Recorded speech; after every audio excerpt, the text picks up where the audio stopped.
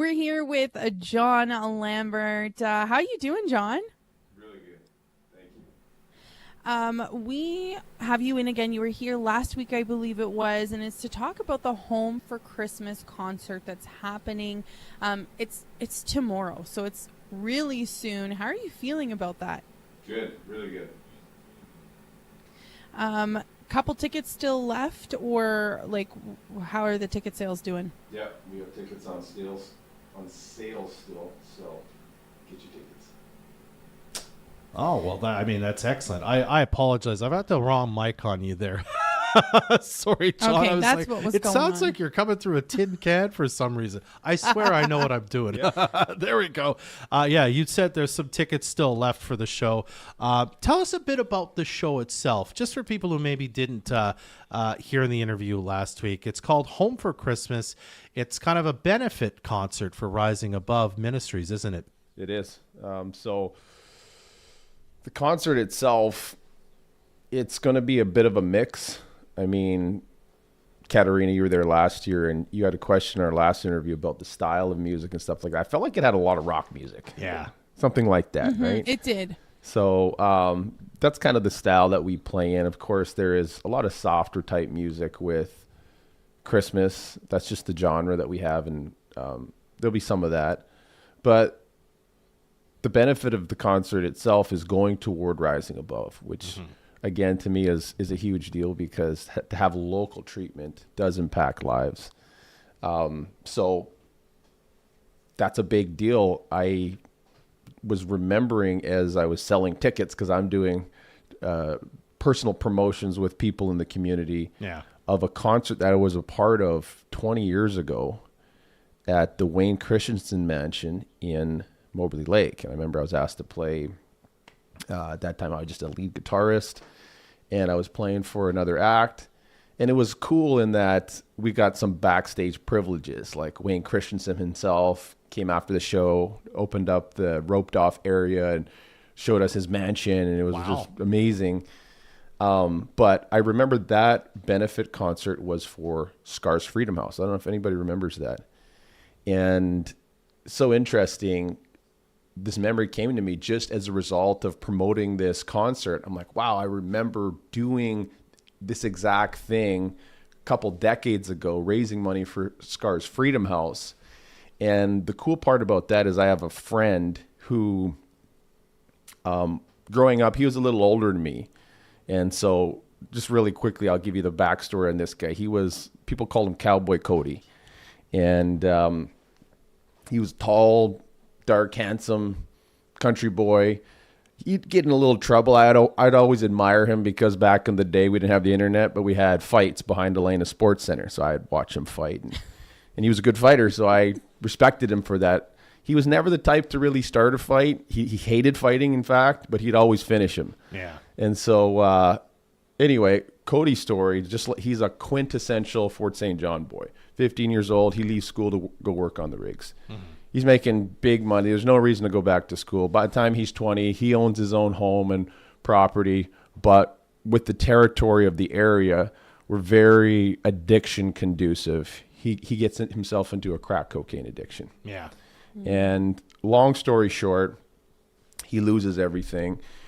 Even his father sends him off because he's so far gone into the addiction. Yeah. Finds himself in Scars Freedom House. And there ought to be a movie done on Cody Chappell, because time does not afford me to tell you all the details of his story. But to say that he recovered would be an understatement. He came back with nothing, started working for his father, literally the prodigal son story, because he had experience in drilling, and his father had a directional drilling company. He started just at the bottom working for him, ended up being an owner of the company. And the man has given tremendously to charity over the years. He's a personal friend of mine. And like I said, his story is so epic. But when I was promoting this concert, I realized, there is an effect. There is an impact. Because oftentimes we're like, we're trying to generate a little bit of money, and we're putting music together, and we're trying to get people involved. Our efforts valuable, and they really are. Just to be able to see that full circle of that story, you know, just playing a little guitar at a benefits concert 20 years ago to raise money for a center, and seeing somebody, one life that I know of person that went through there that was changed. And now Cody, you know, he has a beautiful family. And by the way, he has the Snap-on truck that does the south side of the Alaska Highway. So if you need some tools, go see Cody at Snap-on. But like I said, somebody really ought to do a movie on his life, because just what I know personally, it's a beautiful story of recovery and redemption.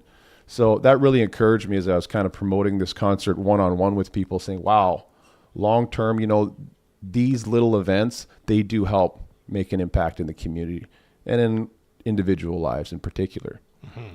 And I know I've interviewed some people from Rising Above talking about, I think there's 7 or 8 women that are kind of receiving treatment or are going to receive treatment in the place out by Baldonald. They want to expand. They want to expand to include men at some time in the future. So, I mean, as you say, you've seen the impact it can have, what a place like that can have on an individual, and how they become something so much greater than they were even before or afterwards. 100%. And as you say, it all started with playing a benefit show, right, and the people who came to said benefit show and watched you play. So amazing. What a story. Yeah.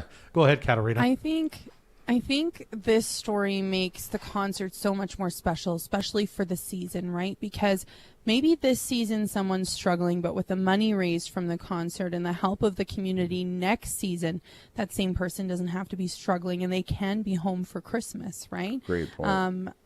And I think that's just like a full circle moment for the Home for Christmas concert. John, if someone is listening now and they go, okay, I don't want to miss this, I need tickets, how can they get some tickets for them?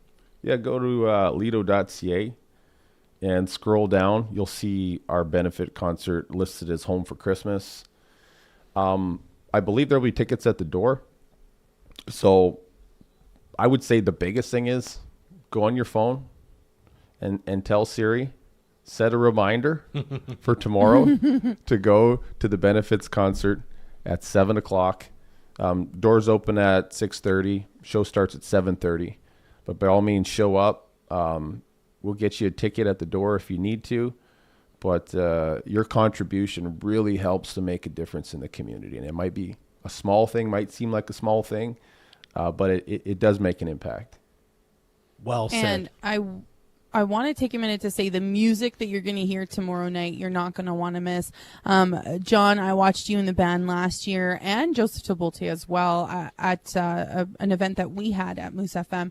Phenomenal music, phenomenal performances, just one after the other. You're not going to want to miss this concert. It's going to be great music, and it's for a great cause as well. I agree with you. You know, it's not just because I'm there, but like you'll be introduced to musicians, honestly.